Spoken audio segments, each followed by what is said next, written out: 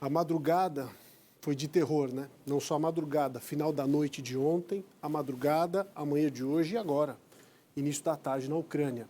Milhares de pessoas tentam fugir do país e a gente já vê esse êxodo em andamento para vários países da Europa, que fazem fronteira, inclusive, com este país importante numa região estratégica. A correspondente na Europa, Ana Paula Gomes, conta como é que foram as primeiras horas logo em seguida da invasão.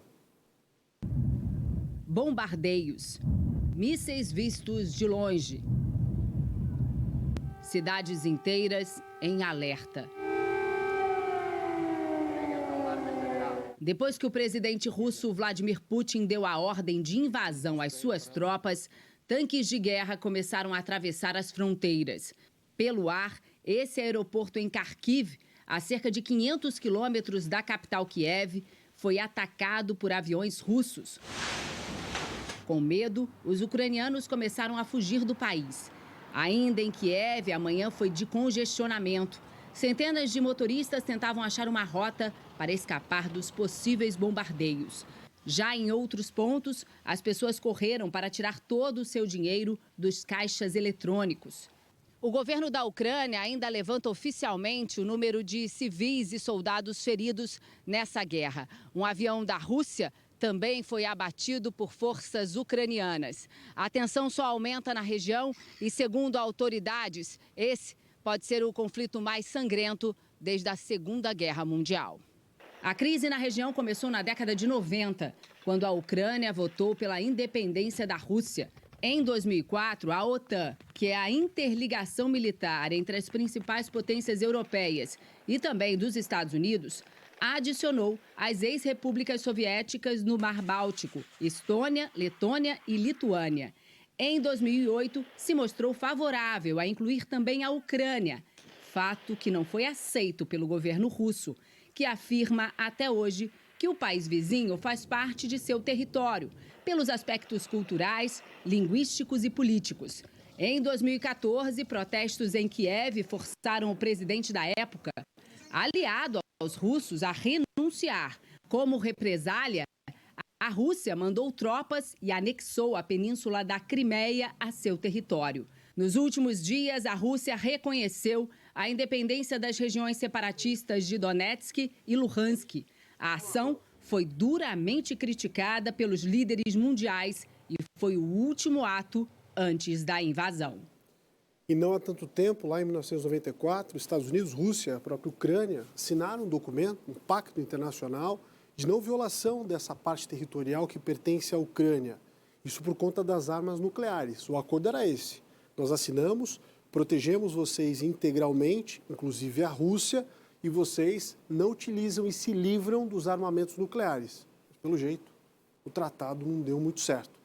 Vamos conversar ao vivo com a Victoria Maksuchenko Lamarck, espero ter falado certo o nome dela, ela é ucraniana, casada com um brasileiro, mora aqui em Santa Catarina e com certeza muito apreensiva diante desse momento difícil. Vitória, obrigado por estar com a gente.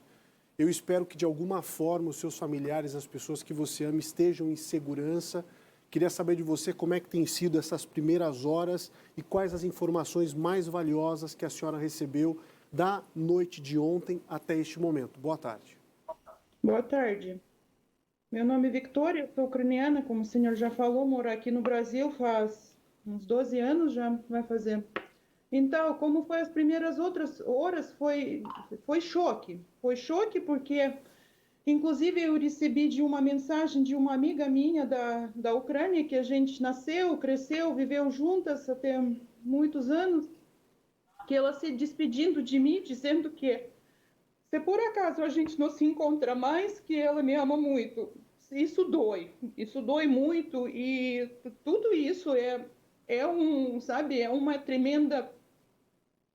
Eu não entendo isso, sabe, não cabe na minha cabeça que a cidade onde eu nasci, cidade onde eu cresci, cidade onde eu me formei, cidade onde a minha família estava, vai ser destruída um dia. Eu sou de Zaporizhia, é cidade no centro-leste ucraniano, uma cidade bem antiga, histórica, que é a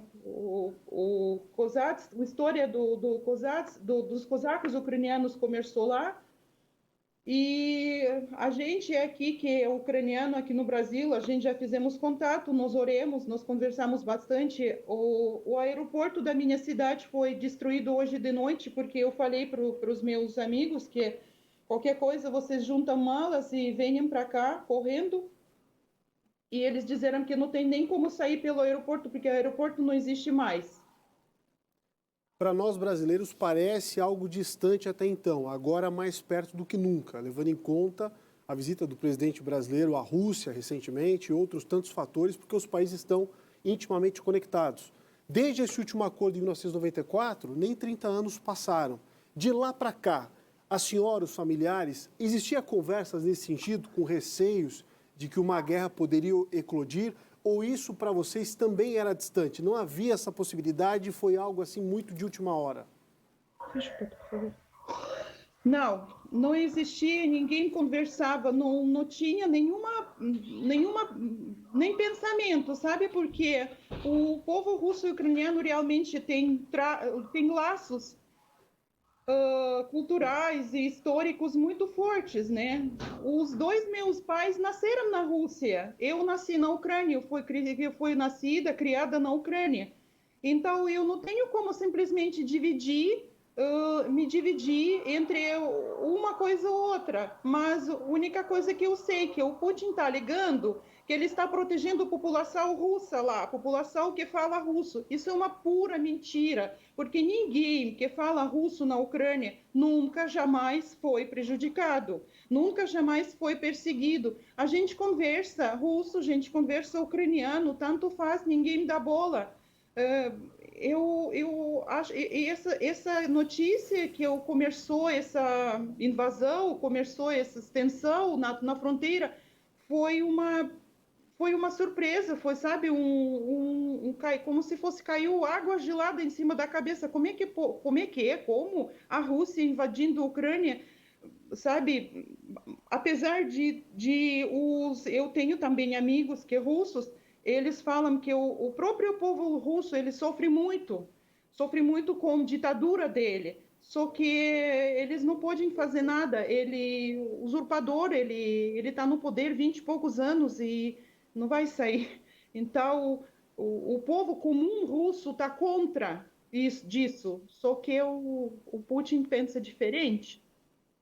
Uma república socialista soviética, pelo menos ainda em ideologia, e essa era a minha próxima pergunta à senhora, porque as últimas informações que vêm à tona, inclusive com análises de especialistas em sociologia, apontam que há uma parte da Ucrânia onde há esse pensamento separatista, onde a ideologia, a ideia de país se alinha melhor, não só em condição histórica, mas também em condição social, aquilo que a Rússia acha que é o certo.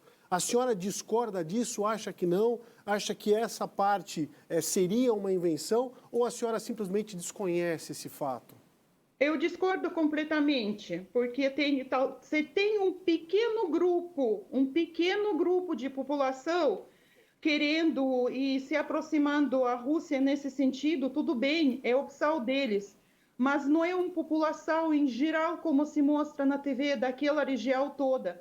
Tem muita gente naquela região, eles querem paz, eles querem ficar no seu país, na Ucrânia, na sua terra, vivendo sua vida tranquilamente, sem ofender ninguém, sem se meter na casa do vizinho, vamos dizer. Senhora Vitória, uma última pergunta apenas, que eu não quero tomar o tempo da senhora, mas assim, que todos nós pensamos, né? Se eu estivesse no lugar da senhora, pensaria, poxa, como é que eu posso ajudar? Como é que eu posso saber de informações precisas que tirem as pessoas que eu amo de lá, desse cenário de guerra? Você já tem pensado nisso? O espaço aéreo está fechado, não tem como ir de avião. Há alternativas claras para vocês, com quem vocês têm conversado por telefone?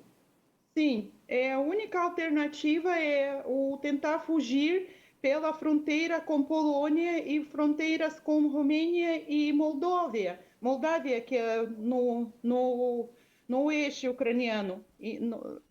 Então, mas o pessoal com quem eu conversei hoje de manhã, meus amigos, uns familiares, eles estão firmes na decisão, não, a gente vai ficar aqui e vamos proteger a nossa casa. Nós conversamos ao vivo com a senhora Vitória Lamarque, que é ucraniana, vive aqui em Santa Catarina e mesmo no momento difícil, gentilmente aceitou o nosso convite de conversar um pouco mais sobre a situação dificílima que ela está vivenciando com a família e com os amigos que estão lá no leste europeu. Obrigado. Eu torço de coração para que tudo isso passe logo e a senhora possa ter também o coração acalmado nas próximas horas, quem sabe nos próximos dias. Obrigada. Obrigado. E justamente por conta dessa análise dela, né, como cidadã, em contato direto com quem está lá, muitos, mas muitos especialistas em política internacional têm falado que os motivos não têm relação com questões territoriais, muito menos ideológicas, mas sim têm apontado foco econômico, principalmente aquele que parte com dúvidas em relação ao gasoduto, que faz a Europa depender dessa transmissão energética que mantém as indústrias e, obviamente, o aquecimento de mais de 28 países da Europa que dependem, né, levando em conta que eles estão no hemisfério norte, uma das regiões mais frias do planeta. Daqui a pouco, se tiver atualizações, nós traremos por aqui.